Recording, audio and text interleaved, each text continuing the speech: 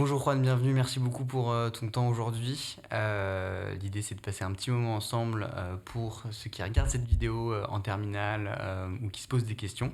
Donc je vais t'essayer tout simplement te présenter. Bonjour. Merci pour cette opportunité de parler ou partager mon expérience. Moi, je suis Juan Padilla, je viens du Guatemala et aujourd'hui, je suis en première année de prépa à Wade, en prépa ECG. Ok, super. Alors qu'est-ce qui t'amène du Guatemala jusqu'en classe préparatoire? Alors, déjà, je vais remonter plutôt à première. Ouais, Alors, mon parcours scolaire, il est un peu atypique dans le sens où j'étais un très mauvais élève avant, dans le passé. J'ai failli me faire virer du lycée parce que j'avais un mauvais comportement et des très mauvaises moyennes. Mais après, j'ai commencé à me centrer beaucoup plus et en fait, je voyais que je progressais beaucoup. Donc, j'étais content avec ça et je voulais quand même voir jusqu'où est-ce que ça pouvait aller. Parce que, j'ai commencé première avec comme 12 et demi de moyenne, le premier trimestre, et terminale, je finis avec 18 de moyenne.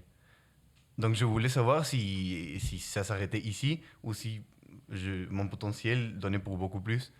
Et donc c'est là où je me suis dit qu'il fallait venir en prépa et vérifier que je pouvais gagner à tout le monde aussi parce qu'il y avait quand même un esprit de compétition dans mon esprit. Et comme ma prof de SES m'a vraiment poussé à faire ça et qu'elle voyait que j'étais motivé, alors je me suis décidé finalement.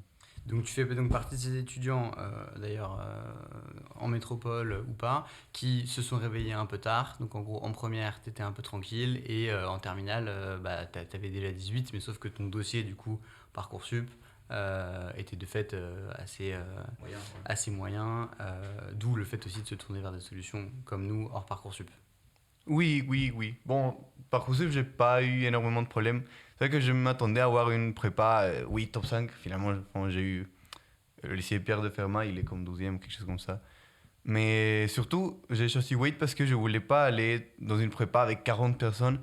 Parce que dans les lycées AEFE, je sais pas si c'est comme ça partout, mais dans le mien, dans les classes de spécialité, il y a 10 personnes. Donc, franchement, c'est hyper. L'accompagnement est très personnalisé.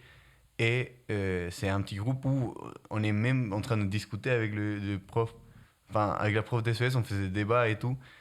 Je voulais pas perdre trop cet aspect-là. Et donc, je me suis dit que Wade, c'était beaucoup plus adapté à mon profil. Et c'est pour ça que je suis venu aussi. Enfin, c'est pas parce que. Enfin, c'est pas comme si c'était la seule option, quoi. Même s'il n'y a pas forcément des débats en cours de SH à tous les cours en prépa. Et du coup, explique, peut-être reviens un peu sur ton parcours. Donc, on voit que tu as, un petit accent, tu viens du Guatemala, tu étais au lycée français. Comment tu as connu la prépa? Est-ce que c'est ta prof qui t'en a parlé? Comment est-ce que ça se fait que tu as voulu du coup, faire des milliers de kilomètres pour venir à Paris chez Wade en classe préparatoire? Alors, en première, je connaissais pas du tout la prépa, je savais pas ce que je voulais faire. Je savais que j'aimais bien les maths, j'avais des plutôt bonnes notes, comme 15 de moyenne, sans pas du tout travailler. Après, dans le premier trimestre de terminale, je me suis rendu compte que je voulais faire quelque chose de plutôt ambitieux. Voilà.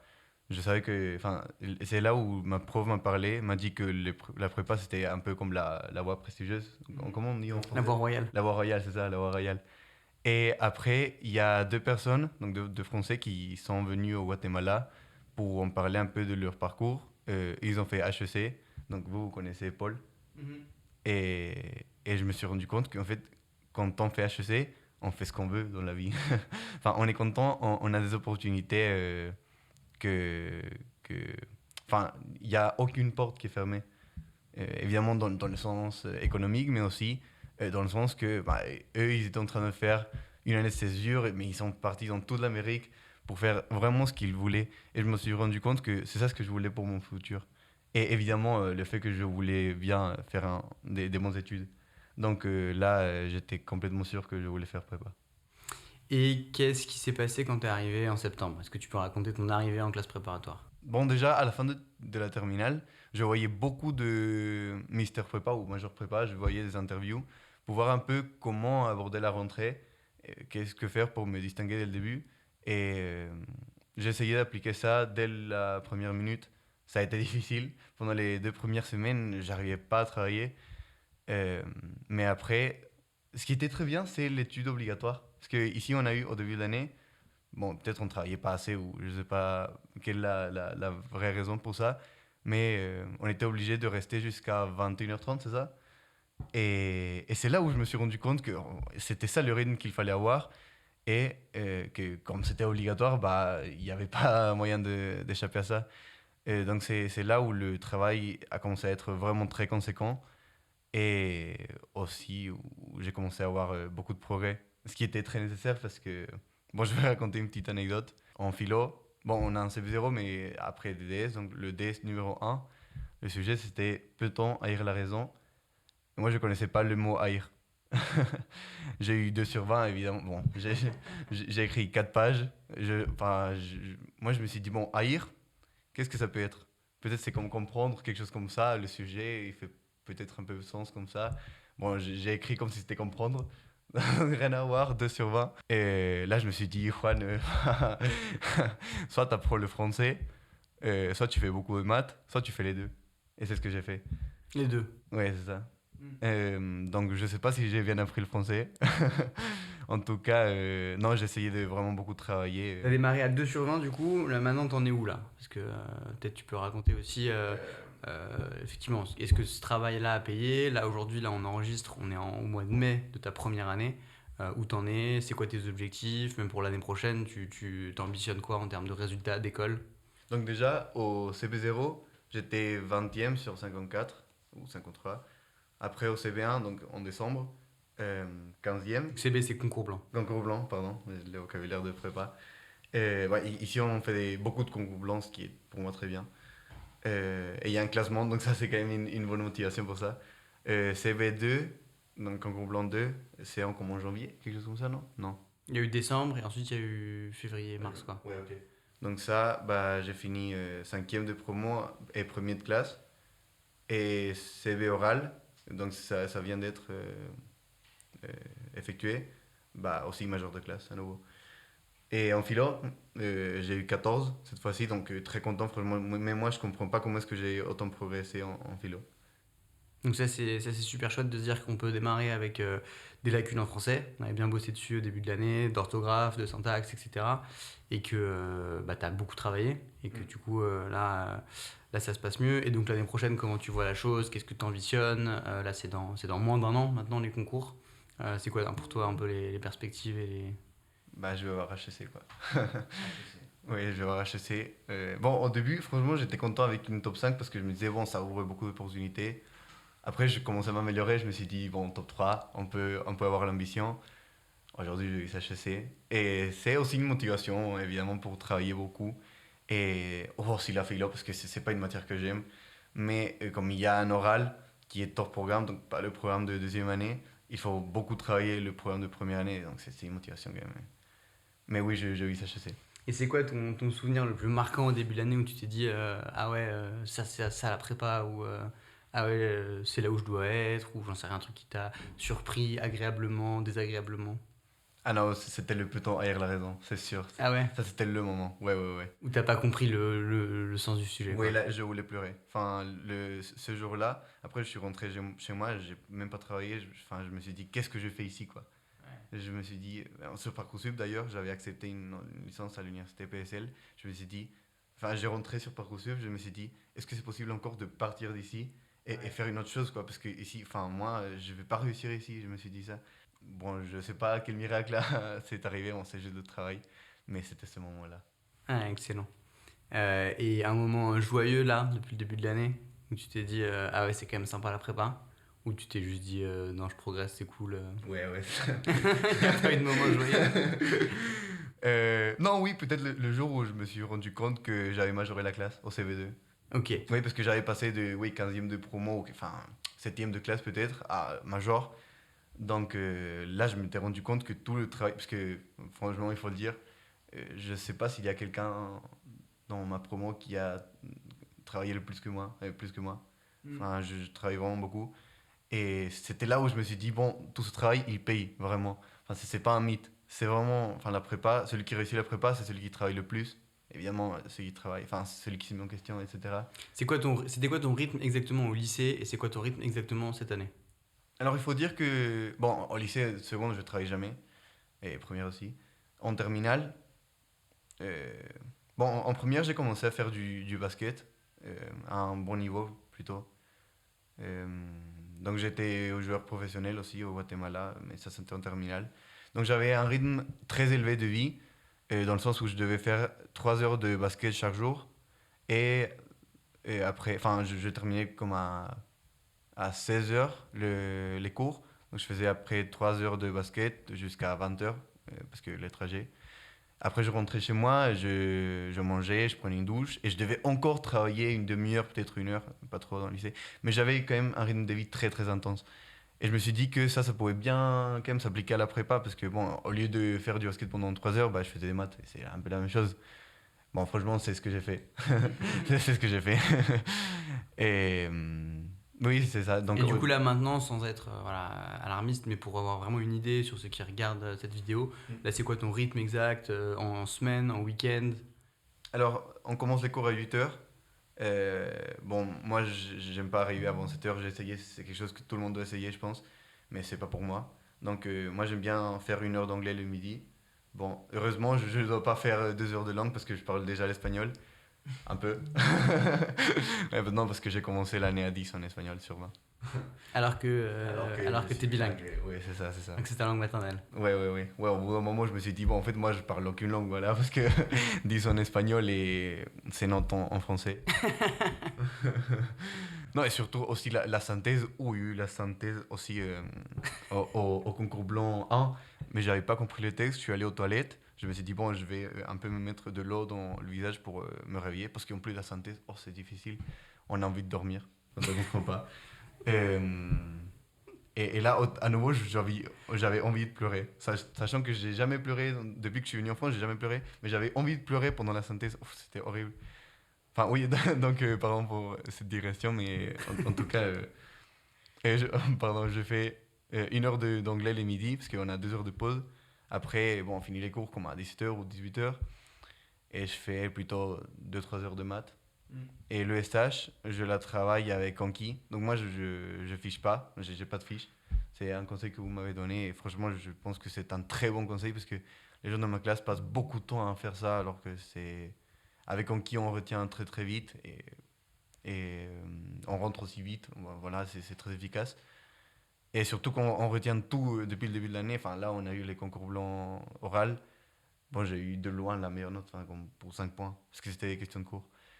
Et bah, c'est grâce à ça, c'est grâce à Loki. Donc, ouais, donc en gros, rythme de vie, bah, c'est 1 heure de travail le midi et puis 3 ou 4 heures le soir, avec beaucoup de maths, beaucoup d'anki et 1 heure d'anglais. Ok, et le week-end? Et le week-end, bah, toute la journée, quoi. Toute la journée, donc t'arrives à 8 9 heures. Ouais, 8. Ah ouais, ok. Ouais, à 8 heures. Après, je travaille. Bon, évidemment, je prends beaucoup de pauses. Enfin, après 1 heure et demie de travail ou 2 heures, je prends demi-heure de pause. Moi, j'aime pas prendre 5 minutes de pause. Moi, je prends vraiment demi-heure. Je me mets avec mes écouteurs, j'écoute de la musique, je marche un peu.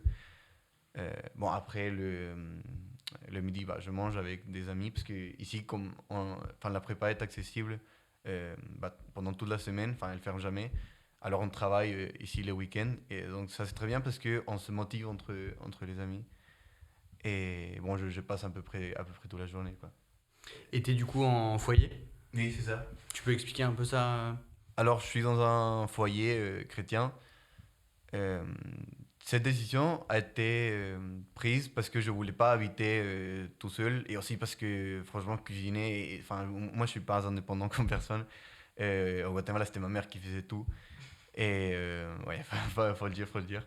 Et donc, je voulais pas arriver en prépa, avoir un rythme de vie très élevé avec les cours et tout ça. Et après, le soir, devoir cuisiner, que je sais pas faire, nettoyer, tout ça. Mais c'est ok. Donc, je me suis dit, non, faut aller dans ton foyer. Et bon, je travaille pas là-bas. Enfin, franchement, 90% de mon temps, je suis ici dans ma prépa. C'est presque ma maison, quoi. Mais bon, je dors là-bas. C'est quand même bien parce qu'on est bien accompagné, on a des amis. Voilà. Ok, trop bien. Et au niveau de la distance, tu vois, le fait d'être en prépa, seul à Paris, à 18 ans, loin de sa famille. Toi, ça a été difficile pour toi ou en fait, assez vite, avec les amis que tu t'es fait en prépa, ça s'est bien passé? Il faut dire qu'à niveau social, évidemment, c'est beaucoup plus difficile. Ouais. Dans le sens où j'ai pas les expressions de la langue, la culture n'est pas exactement la même. C'est quoi Bon, les différences par exemple? dans la langue ou dans la culture? Bah, dans la culture, dans les trucs qui Ah, t'intéressent. ici, vous discutez beaucoup, surtout, vous questionnez tout. Et peut-être au Guatemala, enfin, on se tait plutôt, on se dit, ah oui, ok, ok. Ici en France, on conteste à chaque fois, ouais, c'est ça. Et après, les blagues, ça n'a rien à voir. Le sarcasme, c'est quelque chose que j'arrive pas encore à comprendre. Ou en tout cas que ça me fait pas rire. Euh, non, les blagues sont quand même différentes.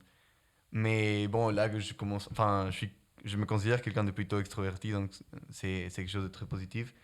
Mais au Guatemala, je parlais avec tout le monde. Ici, surtout au début de l'année, quand je travaillais les midis et les gens ne le faisaient pas, bah, c'était quand même une difficulté. Et émotionnellement, c'est difficile, quoi. C'est difficile de ne pas réussir socialement, disons, comme avant, ou comparé à des amis d'ici. Donc ça c'était quand même difficile. Pourtant, on arrive à bien s'habituer. Et je pense que c'est très bien d'être en prépa, parce que j'ai des amis, enfin, la plupart de mes amis sont à l'université, enfin, à des universités de France. Et l'adaptation est beaucoup plus dure. Eux, bah, ils ont un peu le même processus que j'ai eu au début, sauf que là-bas, il y a des latinos, donc ils restent avec eux. Alors que moi, je suis obligé à me culturiser, quoi, avec la culture française. Euh, donc ça, c'est quand même très très bien de la prépa. Enfin, si vous êtes étranger, je pense que l'encadrement de la prépa, c'est vraiment quelque chose de très positif pour un migrant. Oui, et après, tu as eu aussi le séminaire d'inté, la semaine ski, etc., qui t'ont un Oui, peu oui, oui. aussi aidé à casser le côté prépa, groupe, enfin, scolaire uniquement, et le rythme purement cours de maths, où Oui, c'est oui. pas le meilleur moment pour faire des blagues. Même si qu'on les comprenne ou pas d'ailleurs. Oui, oui, oui, ça c'était quand même pas mal, c'était quand même pas mal. Mais bon, il faut dire que pendant la prépa, on pense beaucoup à ça, quoi. Enfin, notre vie tourne autour de la prépa. Du coup, même, enfin, là, j'étais en week-end de vacances. C'est la première fois depuis le début de l'année où pendant 3 jours, j'ai pas pensé à la prépa. Mais c'est-à-dire qu'avant même en vacances, le soir, quand je me couchais dans mon lit, je me disais, ah, est-ce que je fais des maths demain? Est-ce que ça va bien là? Enfin, ça c'est quand même lourd, mentalement.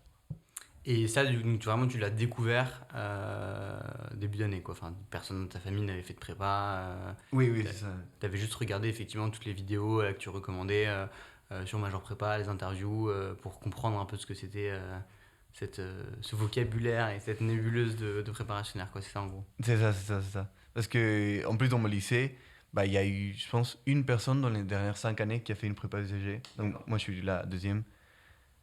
Oui, donc, enfin, moi, si c'était pour ça, je ne saurais rien.